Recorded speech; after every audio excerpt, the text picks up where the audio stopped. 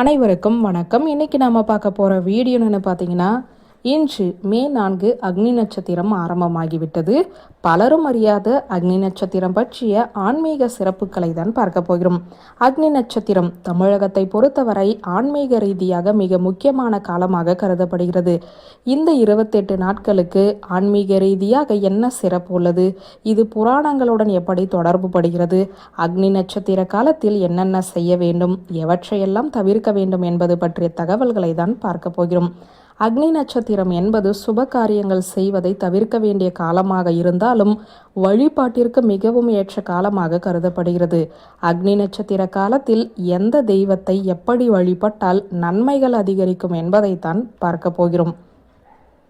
அக்னி நட்சத்திர காலம் வந்துவிட்டாலே வெயில் அதிகமாக இருக்கும் என்று மக்கள் பயப்படுவார்கள். அக்னி நட்சத்திரம் என்றால் என்ன? இது ஏன் முக்கியமானதாக கருதப்படுகிறது? அக்னி நட்சத்திர காலத்தில் என்ன செய்ய வேண்டும் என்பதை தெரிந்து கொள்ளலாம் வாங்க. அக்னி தேவன் என்பவன் தர்மத்தின் வடிவாக உள்ளவர் என்றும் சூரியனின் கதிர்களிலிருந்து பிறப்பெடுத்தவர் என்றும் 14 புராணங்களில் சொல்லப்பட்டுள்ளது. அக்னி புராணம் மனிதர்களின் வாழ்க்கை முறையை சொல்வதற்கென்றே தவசிகளாலும் முனிவர்களாலும் எழுதப்பட்டது என்றே சொல்லலாம். ஒவ்வொரு வருடமும் தமிழ் புத்தாண்டுக்கு பிறகு 21 நாட்கள் அக்னி நட்சத்திர காலம் வாட்டி வதைப்பது ஏன் என்பதை புராண கதை மூலம் தெரிந்து கொள்வோம். ஒரு காலத்தில் தீராத வயிற்று பசியால் அக்னி தேவன் அவஸ்தைப்பட்டு கொண்டிருந்தார்.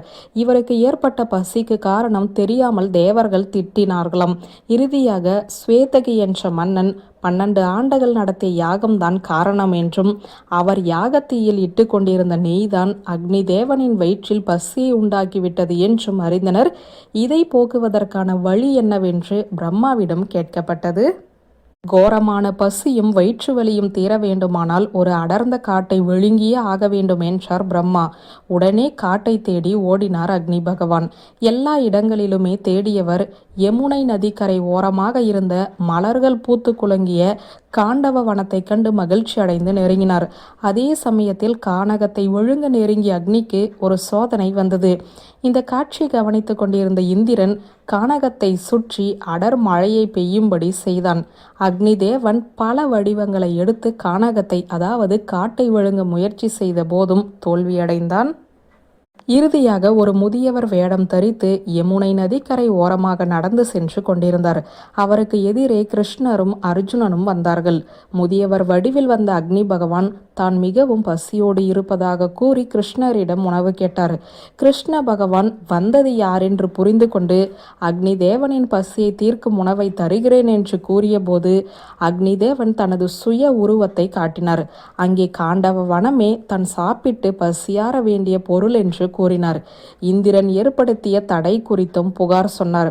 அதற்கு கிருஷ்ண பரமாத்மா காண்டவ வனத்தை உண்பதற்கு உதவி செய்வதாகவும் உத்தரவாதம் அளித்தார். அத்துடன் ஒரு நிபந்தனையும் இட்டார் கிருஷ்ணர். அதற்கு காலவரம்பாக 21 நாட்களை வரையறுத்தார். பின்னர் அர்ஜுனனை பார்த்து அக்னி தேவனுக்கு பாதுகாப்பு தரும்படி உத்தரவிட்டார். தன்னுடைய வில்லை வளைத்த அர்ஜுனன் ஆயிரக்கணக்கான அம்புகளால் கூடாரத்தை உருவாக்கினான். கிருஷ்ணரின் பாதுகாப்பில் தனது 7 நாக்குகளையும் நீட்டியபடி வனத்துக்குள் புகுந்து கிடைத்த உணவு அத்தனையுமே அக்னி தேவன் விழுங்க தொடங்கினார். இதை கண்ட இந்திரன் பெரும் மழையை பெய்வித்தார். அந்த சமயத்தில் துளி மழை கூட அக்னியின் மேல் படாமல் அர்ஜுனனின் அம்புக்கூரை காத்து நின்றது. அக்னி பகவான் முதல் 7 நாட்கள் பூமியின் கீழ்ப்பகுதியை உண்டார். அந்த சமயம் வெப்பம் மெதுவாக பரவ தொடங்கியது. அடுத்த 7 நாட்கள் வளர்ந்திருந்த அடர்காட்டை உட்கொண்டார். அந்த நேரத்தில் வெப்பம் கடுமையாக பரவ தொடங்கி சுடத் தொடங்கியது. இறுதியாக 7 நாட்கள் பாறைகளை விழுங்கியதால் வெப்பத்தின் தாக்கம் குறைந்து முழுமையாக தாழ்ந்து இளம் வெயில் மட்டுமே வர தொடங்கியது. இப்படியாக அக்னி பகவான் காண்டவ வனத்தை விழுங்கிய 21 நாட்கள் தான் அக்னி நட்சத்திர நாட்கள் என சொல்லப்படுகின்றன. கத்திரி வெயில் என்று சொல்லப்படுகிற இந்த வெயில் 21 நாட்களிலும் 3 வகையாக பரவும். முதல் 7 தினங்களில் மெதுவாக அதனுடைய தாக்கம் ஏறுமுகமாக இருக்கும். அடுத்த 7 தினங்கள் அதிக அளவில் தெரியும். கடைசி 7 தினங்களில் படிப்படியாக குறையும் என்பதை நாம் அனுபவித்து உணரலாம். கோடை காலத்தின் உச்சகட்டமான நேரங்கள் தான் அக்னி நட்சத்திரம் என்ற கத்திரி வெயில். பொதுவாக சித்திரை வைகாசி மாதங்களில் பூமியானது சூரியனுக்கு அருகே செல்வதால் வெப்பம் கடுமையாக இருக்கிறது. ஜோதிட ரீதியில் காணும்போது உத்தராயண புண்ணிய காலத்தில் சூரியன் தெற்கிலிருந்து வடக்கு நோக்கி செல்கிறார். இதன்படி தை 1ஆம் நாள் முதல் தன்னுடைய வடக்கு திசை பயணத்தை தொடங்குவார். சித்திரை 1ஆம் தேதி அவர் பூமிக்கு நெருக்கமாக இருப்பார். ஆனி மாத கடைசியில் அவர் வடகோடி எல்லையை அடைந்து விடுகிறார். வெயிலின் கடுமை அதிகமாக இருப்பதால் இதை கத்திரி வெயில் என்று குறிப்பிட்டார்கள். ஒவ்வொரு ஆண்டும் அக்னி நட்சத்திரம் சித்திரை மாதம் 21ஆம் தேதி தொடங்கி வைகாசி 15ஆம் நாள் முடிவடைகிறது. இந்த ஆண்டு மே 4ஆம் தேதி தொடங்கி மே 28ஆம் தேதி நிறைவடைகிறது. இப்போது இந்த அக்னி நட்சத்திர காலத்தில் செய்ய வேண்டியதும் செய்யக்கூடாததும் பற்றி பார்ப்போம். அக்னி நட்சத்திர நாட்களில் சுப செயல்களை செய்யக்கூடாது என்ற நம்பிக்கை இருக்கிறது. ஆனால் சில சுப செயல்களை நடத்தலாம் என்கின்றன.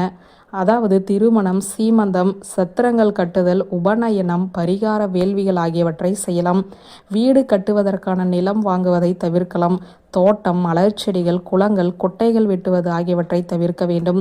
மரங்களை வெட்டுதல், நார் உரித்து கயிறு செய்தல், அடுக்குமாடி குடியிருப்பு உருவாக்குதல் ஆகியவை வேண்டாம். அக்னி நட்சத்திரத்திற்கு முன்னர் தொடங்கிய பணிகளை இந்த காலகட்டத்தில் செய்யலாம். புதிய வாகனங்கள், பயிற்சி, குருவிடம் தீட்சை ஆகியவற்றை இந்த காலகட்டத்தில் செய்யக்கூடாது.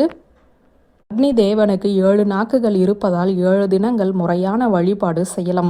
இந்த தினங்களில் அக்னி தேவனின் கோலத்தை பூஜை அறையில் செங்காவியால் வரைந்து வாசனை மலர்களால் பூஜை செய்து தீபம் ஏற்றி வைத்து ஞாயிறு அன்று பாயாசம், திங்கள் அன்று பால், செவ்வாய் அன்று தயிர் மற்றும் வாழைப்பழம், புதன் அன்று தேன், வெண்ணெய், வியாழன் அன்று சர்க்கரை மற்றும் நெய், வெள்ளி அன்று வெள்ளை சர்க்கரை பானகம், சனிக்கிழமை பசு நெய் மற்றும் தயிர் அன்னம் என்ற வரிசையில் படைத்து அக்னி தேவன் தியானம் செய்து வழிபட வேண்டும்.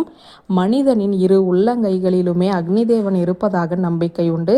அதனால் தான் 2 கைகளையும் காட்டி ஆலய வழிபாடு செய்கிறோம். வெப்ப காலத்தில் இஷ்ட குல தெய்வங்களை வழிபட்டு வரலாம். அனைத்து ஆலயங்களிலுமே ஜலத்தாரை வைப்பதால் அந்த காலகட்டங்களில் பூமி அதிர்வோ இயற்கை உபாதைகளோ ஏற்படாது என்பது ஆன்றோர்களுடைய கருத்து. வியூவர்ஸ், இந்த வீடியோ உங்களுக்கு பிடித்திருந்தால் லைக், கமெண்ட், ஷேர் பண்ணுங்க. நன்றி.